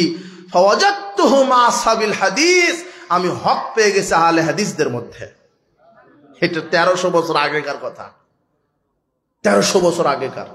ইমাম আবু দাউদ বলছেন 202 হিজরিতে জন্ম, 275 হিজরিতে মৃত্যু। প্রায় 1200 বছর আগে ইমাম আবু দাউদ বলে গেছেন লাউলা হাদিল ইসাবাহ লাং দারাসাল ইসলাম ইয়ানি আসহাবুল হাদিস, যদি পৃথিবীতে আহলে হাদিস নামক এই আহলে হাদিসের বাচ্চারা যদি পৃথিবীতে না থাকতো, তাহলে সঠিক ইসলাম জাতি দেখতে পেত না, শিরক বেদাতকে ইসলাম মনে করত। ইমাম আবু দাউদের কথা এটা, 1250 বছর পূর্বেকার কথা এটা, আজকের কথা, আজকের কথা নয়। ইমাম শাফি রাহিমাহুল্লাহ বলছেন, শোনো, ইজা রাআইতা রাজুলাম মিন আসহাবিল হাদিস, আমি যখন কোন আহলে হাদিস ব্যক্তিকে দেখি, আমি যখন কোন আহলে হাদিস ব্যক্তিকে দেখি, ফাকা আন্নামা রাআইতুন নবী সাল্লাল্লাহু আলাইহি ওয়াসাল্লাম হাইয়ান, আমি যেন স্বয়ং নবীকে জীবন্ত দেখতে পাই। কেন? মুহাম্মদ সাল্লাল্লাহু আলাইহি ওয়াসাল্লাম যেভাবে চলেছে আহলে হাদিসরা সেইভাবেই, মুহাম্মদ সাল্লাল্লাহু আলাইহি ওয়াসাল্লাম যেভাবে সালাত আদায় করে, কারা সেভাবে সালাত আদায় করে। তাকবীর তাহরিমা, পায়ের সাথে পা মিলানো, বুকের উপরে জোরামিন বলা, এগুলি কে বলেছেন? কে বলতে বলেছেন? মুহাম্মদ সাল্লাল্লাহু আলাইহি ওয়াসাল্লাম। সব কোরআন হাদিস দ্বারা পরিপূর্ণ, দলিল দিয়ে পরিপূর্ণ। জিনা কোনো ব্যক্তির দোহাই দিয়ে, বাপ দাদার দোহাই দিয়ে ধর্ম চলবে না। ধর্ম একজন মানুষের নীতি আদর্শ দিয়ে চলবে, যার নাম মুহাম্মদ সাল্লাল্লাহু আলাইহি ওয়াসাল্লাম। এই জন্য ইমাম শাফি বলছেন, আমি যখন কোন আহলে হাদিস ব্যক্তিকে দেখি, তখন জীবন্ত কাকে দেখি? মুহাম্মদ সাল্লাল্লাহু আলাইহি ওয়াসাল্লাম, জীবন্ত নবীকে দেখি। সেই আজ থেকে 1200-1300 বছর পূর্বে বিদ্বানগণ এইভাবে বৈশিষ্ট্যগত নাম দিয়ে গেছেন। আব্দুল কাদের জিলানী, অনেকে তাকে তো বড় পীর বানিয়ে দিয়েছেন, অথচ সে পীর দাবি করেন। আব্দুল কাদের জিলানী সালাফি আকীদার লোক ছিলেন। আব্দুল কাদের জিলানী বলছেন, ফাম্মাল ফিরকাতুন নাজিয়া, শোনো জাতি, মুক্তিপ্রাপ্ত দলকে আমি বলছি, ওয়াহি আহলুস সুন্নাহ ওয়াল জামা, তারা হচ্ছে আহলে সুন্নাহ ওয়াল জামাত। আহলে সুন্নাহ ওয়াল জামা লা ইসমুন লাহুম, আহলে সুন্নাহ ওয়াল জামাতের কোনো নাম নাই, ইল্লা ইসমুন ওয়াহিদুন, শুধু একটা মাত্র নাম আছে, ওয়া হুয়া আসহাবুল হাদিস, নাজাত প্রাপ্ত দলের একটাই নাম, সেটা হলো আহলুল হাদিস। এটা হলো আব্দুল কাদের জিলানীর কথা। কার কথা? আব্দুল কাদের জিলানীর কথা। আপনি ইতিহাস পড়েন, ইতিহাস জানেন। আজকে আহলে হাদিসদেরকে বলে এরা হলো নতুন ফিরকা, আমাদেরকে বলে না ফিতনাবাজ, নতুন একটা ফিরকা। অথচ ইমাম শাফি রাহিমাহুল্লাহ, আপনি আশ্চর্য হবেন, 22 হিজরিতে জন্ম, 104 হিজরিতে মারা গেছে। এখন কত হিজরি? 1449 হিজরি নাকি ভুল হলো না সঠিক আছে? হ্যাঁ, কত হিজরি? 1447। এখানে নাই। 104 হিজরিতে ইমাম শাবি বলে গেছেন, তাই না? জি, 1447, এটা 49 না, 1447 ইমাম শাবি বলে গেছেন। 104 হিজরিতে, কত বছর আগে? 1300 বছরই ধরেন, 1300 বছর আগে ইমাম শাবি বলে গেছেন, লাবিস্তাকবালতু মিন আমরি মাস্তাদবারতু মুহাদ্দাসতু ইল্লা আজমা আহলি আলাইহি আহলুল হাদিস। সুবহানাল্লাহ। আমি এখন যেটা জানতে পারছি, আগে যদি জানতাম, কেবল আহলে হাদিসগণ যে হাদিসগুলি বর্ণনা করে গেছেন আমি কেবল সেগুলিই জাতিকে শোনাতাম। 1300 বছর পূর্বে আহলে হাদিস শব্দটা পৃথিবীতে ছিল। কথা বুঝেননি মনে হয়? কতশো বছর পূর্বে? 1300 বছর পূর্বে আহলে হাদিস শব্দটা ছিল। মিজানুল কুবরার আপনার 90 পৃষ্ঠায় আপনি এই কথাটা পাবেন, ইমাম শাবির কথা। 1300 বছর পূর্বে পৃথিবীতে আহলুল হাদিস শব্দটা ছিল। এখন আপনি বলছেন আহলে হাদিস পরিচয় দেওয়া যাবে না, হানাফি পরিচয় দেওয়া যাবে? হ্যাঁ, আপনি হানাফি যদি পরিচয় দিতে পারেন, নিজেকে শাফি পরিচয় দিতে পারেন, নিজেকে মালিকি পরিচয় দিতে পারেন, নিজেকে দেওবন্দি পরিচয় দিতে পারেন, নিজেকে হাফাজি পরিচয় দিতে পারেন, আমিও মুসলিম, আমি নিজেকে আহলে হাদিস পরিচয় দিতে পারবো না কেন? আমি ওই দেশের নাগরিক। তুমি বেটা নিজেকে তোমার দলের পরিচয় দিতে পারবে, আমি আমাকে পরিচয় দিতে পারবো না? মানে তোমার নাম এসেছে, তুমি মিথ্যা অপবাদ দিয়েছো। তুমি নিজেকে যেই নামে ভূষিত করো সেটা শত শত বছর পরে এসেছে। জাতিকে তো ইতিহাস তুমি জানাওনি, তুমি নিজেও জানোনি। তুমি কি জানো আহলে হাদিস এসেছে কবে? সাহাবীদের সময় থেকে আহলে হাদিস শব্দটা পৃথিবীতে ছিল। তার প্রমাণ এইটা, ইমাম শাবি রাহমাহুল্লাহ 104 হিজরিতে বলেছেন, আমি কেবল আহলে হাদিস, অর্থাৎ ইমাম শাবি সাহাবীদেরকে কি বলতেন? আহলে হাদিস, যারা হাদিসের অনুসারী। সুবহানাল্লাহ। ইমাম শাবি সাহাবীদেরকে বলতেন এরা হলো আহলুল হাদিস। আমি আহলে হাদিসদের নিকট থেকে যা পেয়েছি তাই বর্ণনা করতাম, কিন্তু এখন তো দেখি সব বেদাতে আমল চলছে। এইভাবে তিনি জাতিকে আহলে হাদিস নামটা পরিচয় করিয়ে দিয়ে গেছেন। আহলে হাদিস নতুন কিছু নয়, আহলে হাদিস নতুন নয়। তুমি যদি নিজেকে তোমার নামে পরিচয় দিতে পারো, আমিও আমাকে আমার নামে পরিচয় দিতে পারবো। যদি বলো যে মুসলিমই বলতে হবে, তাহলে মুসলিম বলো। তুমি নিজেকে দেওবন্দি পরিচয় দাও কেন? তুমি নিজেকে অমুক মাযহাবী পরিচয় দাও কেন? তোমার যদি স্বতন্ত্র নাম থাকতে পারে, আমার থাকতে পারে না? আশ্চর্য কথা। কিন্তু তোমারটা এসেছে বহু পরে। 4 মাযহাব চালু হয়েছে 4 ইমামের নামে। জাতি তো ইতিহাস জানে না। ইমাম আবু হানিফা জন্মগ্রহণ করেছে কবে? 80 হিজরিতে। মারা গেছে কবে? 150 হিজরিতে। ইমাম মালিক জন্মগ্রহণ করেছে কবে? 93 হিজরিতে। মারা গেছে 179 হিজরিতে। ইমাম শাফি জন্মগ্রহণ করেছে কবে? 150 হিজরিতে। মারা গেছে 204 হিজরিতে। ইমাম আহমদ বিন হাম্বল তিনি জন্মগ্রহণ করেছেন 164 হিজরিতে। মারা গেছে 241 হিজরিতে। 4 ইমামই যখন মারা যায়, 241 যখন, কোন ইমাম পৃথিবীতে বেঁচে আছে? কোন ইমাম বেঁচে নাই। এই 4 ইমামের নামে মাযহাব তৈরি হলো কখন? বিশ্বাস করেন এই 4 ইমাম তাদের নামে মাযহাব তৈরি করে যাননি। কেন? ইতিহাস বলছে। ইমাম হাফেজ ইবনুল কাইয়িম রাহিমাহুল্লাহ তিনি বলছেন, ইন্নামা হাযিহি আল বিদআ ফি রাবিল মাজমুম ফি কারনিল রাবিল মাজমুম। তিনি বলছেন, ইমাম হাফেজ ইবনুল কাইয়িম রাহিমাহুল্লাহ বলছেন, এই যে বেদাতি মাযহাবের উৎপত্তি হয়েছে 400 হিজরির পরে। কত হিজরির পরে? 400 হিজরির পরে। ইমামগণ মারা গেছে কত হিজরিতে? 241। 241 থেকে 400 হতে কত বছর লাগে বলো? 159 বছর। ইমামগণ মৃত্যুর কত বছর পরে তাদের নামে মাযহাব তৈরি হয়েছে? তাহলে ওরা তৈরি করে গেছে? তৈরি করলো কে? কে তৈরি করলো? আর একটা তথ্য তোমাকে দি, যুবক শোনো, তুমি বিভ্রান্ত হও না।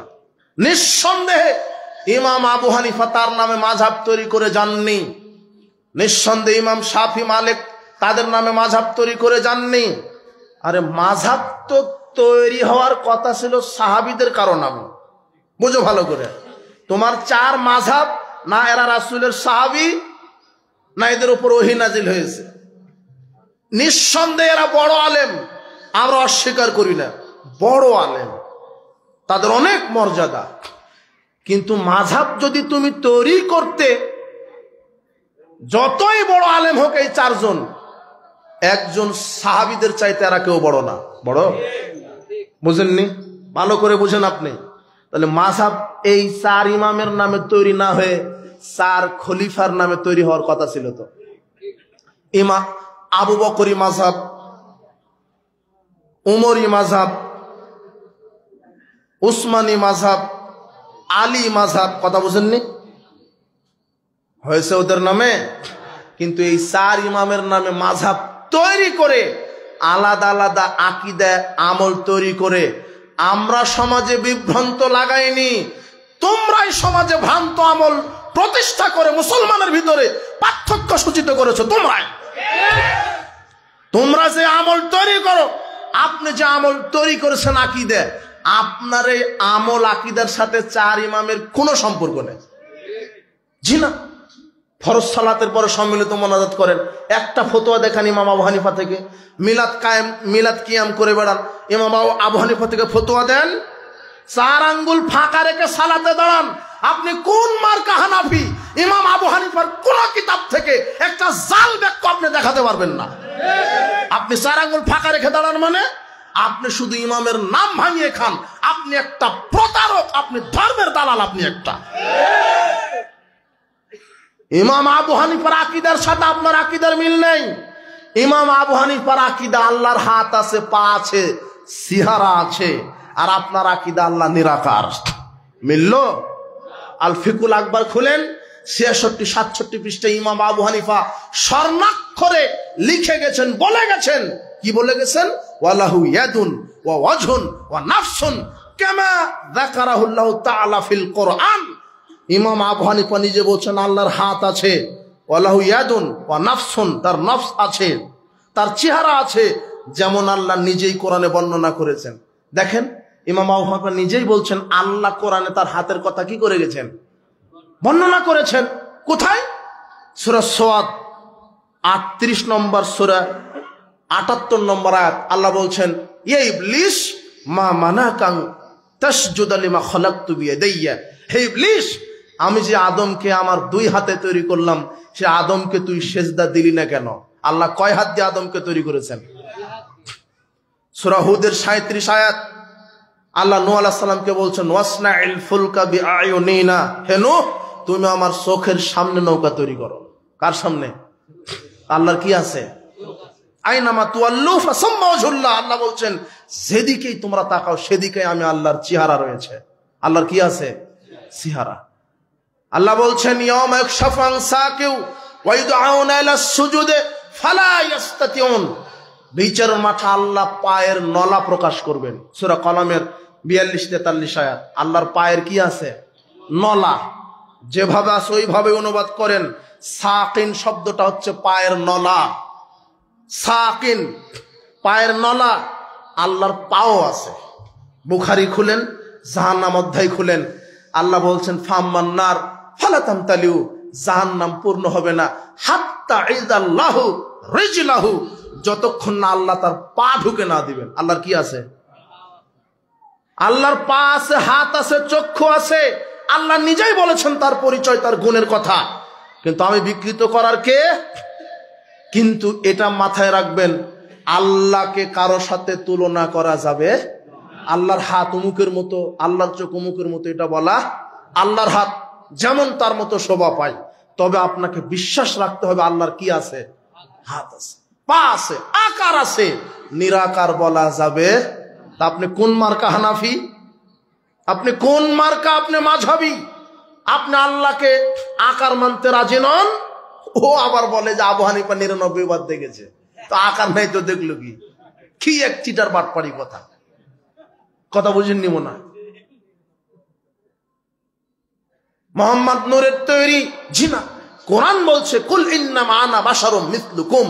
আল্লাহ বলছেন মোহাম্মদ তুমি বলো আমি তোমাদের মতোই কি মানুষ, তোমাদের মতোই মানুষ। উপস্থিত বৈঠকের মুসলিম দিনী ভাই বোন, বিভ্রান্ত হবেন না। 4 ইমামের সব কথা আমরা মানি ততক্ষণ যতক্ষণ তাদের কথা কোরআন সুন্নাহ অনুযায়ী হয়। আর আমরা কারো কথা মানব না, সে যত বড় ইমাম হোক, লিডার হোক, যদি মুহাম্মদ সাল্লাল্লাহু আলাইহি ওয়াসাল্লামের বিরুদ্ধে চলে যায় আমরা মানতে পারি না। 1 মিনিটে 4 ইমাম 4টা কথা বলে গেছেন, আপনাকে শুনতে হবে। ইমাম আবু হানিফা বলছেন, ইলামুল মুওয়াক্কিনের 2য় খণ্ডের 309 পৃষ্ঠাতে ইমাম আবু হানিফা বলছেন যে লা ইয়াহিল্লু লি আহাদিন আয়াখুযা বিকাউলিনা মা লাম ইয়ালাম মিন আইনা আখাযনাহু। ওই ব্যক্তির জন্য আমার কথা গ্রহণ করা হালাল নয় যতক্ষণ না ওই ব্যক্তিটা জানবে যে আমার কথা কোরআন হাদিসের সাথে মিলল কিনা। আমি ইমাম আবু হানিফার কথা যদি কোরআন হাদিসের সাথে মিলে তখন আমার কথা গ্রহণ করা কি হালাল, না হলে কি না। এই কথা কে বলছেন? ইমাম আবু হানিফা। ইমাম মালিক কি বলছেন? শারহ মুক্তাসার খলিল লিল কারখি 21 নম্বর খণ্ডের 213 পৃষ্ঠাতে ইমাম মালিক বলছেন ইন্নামা আনা বাশার, আমি একজন মানুষ মাত্র। উখতিউ উসিবু, আমি ভুল করি সঠিকও করি। ফানজুরু ফির রায়, হে জাতি আমি ইমাম মালিকের কথাগুলি তোমরা তদন্ত করো। ইমাম মালিক বলেছেই বলে তোমাদের মানতে হবে তা না, আমার কথা তদন্ত করো। ফাইন, যদি ওয়াফাকা মিলে যায় আল কিতাব ওয়াস সুন্নাহ, কোরআন এবং রাসূলের হাদিসের সাথে আমার কথা কার সাথে যদি মিলে যায়, ফাখুযুহু, তাহলে আঁকড়ে ধরো। ও মা লাম ইউফিকহুমা, আর যদি আমার কথা কোরআন হাদিসের উল্টা হয়ে যায়, ফাতরুকুহু, তাহলে কি করো, বাদ দাও, ছুঁড়ে ফেলে দাও। ইমাম মালিকের কথা। ইমাম শাফি কি বলছেন? আল খুলাসা ফি আসবাবিল ইখতিলাফ 208 পৃষ্ঠায় বলছেন ইমাম শাফি, তিনি বলছেন যে ইজারা আইতা ইউখালিফুল হাদিসা, আই তুমি যদি দেখো আমার কথা রাসূলের হাদিসের উল্টা চলে গেছে, ফা'মালু বিল হাদিস, হাদিস অনুযায়ী আমল করো। ওয়াদরিবু বিকালামিল হায়াতা, আর আমি ইমাম শাফির কথা দেওয়ালে ছুঁড়ে মারো। আমার কথা রাসূলের হাদিসের কাছে কোনো মূল্য নাই। ইমাম আহমদ বিন হাম্বল কি বলছে? ইকদুল জিদ ফি হাকামিল ইজতিহাদ ওয়াত তাকলিদ, এই বইয়ের এই কিতাবের 28 পৃষ্ঠাতে আহমদ বিন হাম্বল বলছে যে লা তুকাল্লিদনি, তোমরা আমার অন্ধ অনুসরণ করো না। ওয়ালা তুকাল্লিদান্না মালিকান ওয়ালা আউজাই নাখিয়া, ইমাম মালিক ইমাম আউজাই নাখি এদের তাকলিদ করো না। খুজিল আহকামা মিন হাইসু আখাযু মিনাল কিতাব ওয়াস সুন্নাহ, সব তোমরা কোরআন সুন্নাহ অনুযায়ী আমল করো। সুবহানাল্লাহ। 4 ইমামই কোনটা মানতে বলেছেন? কোরআন আর হাদিস। তাদের তাকলিদ করতে বলেছেন, কিন্তু আমরা আমল করি তাদের নাম ভাঙিয়ে, যে আমলের সাথে ইমামগণের কোনো সম্পর্ক নাই। সাবধান, আপনার আমলটা হতে হবে রাসূলের সুন্নাহ অনুযায়ী। কি অনুযায়ী? আপনার আমল, আপনার আখলাক, আপনার সালাত, আপনার সিয়াম, আপনার হজ, আপনার জাকাত, আপনার তাহাজ্জুদ, আপনার জুতা পায়ে দেওয়া, আপনার পোশাক গায়ে দেওয়া, আপনার খাওয়া, আপনার ঘুমানো, আপনার অর্থনীতি, আপনার সমাজনীতি, রাজনীতি, সবটাই কার তরিকায় করতে হবে? মুহাম্মদ সাল্লাল্লাহু আলাইহি ওয়াসাল্লামের। যদি করতে পারেন, মুহাম্মদ সাল্লাল্লাহু আলাইহি ওয়াসাল্লাম বলছেন তারা বিচারের মাঠে সরাসরি জান্নাতে চলে যাবে। এরাই হলো মুক্তপ্রাপ্ত দল। কথা বুঝেছেন? মুক্তিপ্রাপ্ত দল কারা? যারা সার্বিক জীবনে বিধান মানে আল্লাহ আর তরিকা মানে মুহাম্মদ সাল্লাল্লাহু আলাইহি ওয়াসাল্লামের। ওয়াল্লাহি, আল্লাহর কসম, এরাই আকাশের নিচে জমিনের উপরে, এরাই হচ্ছে হকপন্থী দল। আর ইনশাআল্লাহ এরাই বিচার মাঠে সরাসরি জান্নাতে চলে যাবে। এই কথা আল্লাহ বলছেন, মুহাম্মদ সাল্লাল্লাহু আলাইহি ওয়াসাল্লাম বলছেন। বিশ্বাস করেন, মুনাফিকি হবেন না। সর্বশেষ কথা, যদি আপনি বলেন সালাত সিয়াম আল্লাহর বিধানে করব আর অর্থনীতি, রাজনীতি, সমাজনীতি আমাদের বিধানে চালাবো, ইসলাম মানবো না। শোনেন, যেই মুসলমান ইসলামী আইন চায় না সে অরিজিনাল কাফের। ইসলামী আইন চাইতে হবে, অন্তরে পোষণ করতে হবে। মুখে বলতে না পারলেও যদি ইমানের দুর্বলতা এতই থাকে, 4 দেওয়ালের মাঝে দরজা কপাট জানালা বন্ধ করে দিয়ে অন্তত অন্তর দিয়ে বলবেন, আল্লাহ বাংলার জমির তুমি ইসলাম কায়েম করার তৌফিক দাও। এটা চাইতে হবে। যদি আপনি ইসলামী আইন প্রতিষ্ঠা হোক না চান, আপনি হলো কাফের। কি? আপনি কাফের। আপনাকে চাইতে হবে, আপনাকে বলতে হবে। আল্লাহ বলছেন সূরা নিসার 150 আর 151 আয়াতে, ইয়াকুলু নুমিনু বিবাদু ওয়া নাকফুরু বিবাদ। যারা বলে আমরা ইসলাম শুধু হজ যাকাতে মানব, রাজনীতি অর্থনীতিতে মানব না, উলাইকা হুমুল কাফিরুনা হাক্কা। এরা হলো অরিজিনাল কাফের। এরা কি কাফের? এটা কোরআনের আয়াত। যারা ইসলাম অর্ধেক মানে আর অর্ধেক, প্রথমে বলা হয়েছে ইসলামে পরিপূর্ণভাবে কি করতে হবে, কিন্তু আপনি শুধু সালাতে আল্লাহু আকবার, কিন্তু রাজনীতিতে বলছেন যে আমি আল্লাহর আইন মানি না। এই আব্রাহাম লিঙ্কনের এই কাল্পনিক মতবাদ, ডেমোক্রেসি, গণতন্ত্র বলছেন আপনি। জি না। কবরে জিজ্ঞাসা করা হবে মান রব্বুকা, তোমার প্রতিপালককে, আইনদাতাকে, তখন আপনি বলবেন রব্বি আব্রাহাম লিঙ্কন। মা দিনুকা, তোমার দিন কি, তখন আপনি বলবেন দিনই ডেমোক্রেসি। মান নাবিউকা, তোমার নেতাকে, তখন বলবেন যে আমার নবী আব্রাহাম। ওই যে কবরে শোয়ানোর সময়তে হুজুর বলে না বিসমিল্লাহ আলা মিল্লাতে রাসূলিল্লাহ, আল্লাহর নামে রসুলের দলে উঠাই দিলাম। কিন্তু ওই হারামখুর দল করেছে ইহুদি খ্রিস্টানের, আর আপনি ওকে রসুলের দলে উঠাই দিলেন। আর মুনাফিক তো আপনি। আপনার ওই লাশ রাসূল নিয়ে কি করবেন? ওর মুখে দাড়ি নাই, সালাত আদায় করেনি, ওর অর্থনীতি, সমাজনীতি, রাজনীতি, টোটাল জীবনটাই নাস্তিকে ভরা।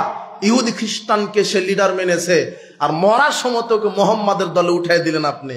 ওই মরা লাশ মোহাম্মদ সাল্লাল্লাহু আলাইহি ওয়াসাল্লাম নিয়ে কি করবেন? বারাকাল্লাহু ফিকুম, জাযাকুমুল্লাহ খায়ের। আজকের বক্তব্যের বিষয় ছিল মুক্তিপ্রাপ্ত দল। মুক্তিপ্রাপ্ত দল কারা? যারা সার্বিক জীবনে কি মানে? আল্লাহর বিধান আর রাসূলের আদর্শ। মনে থাকবে?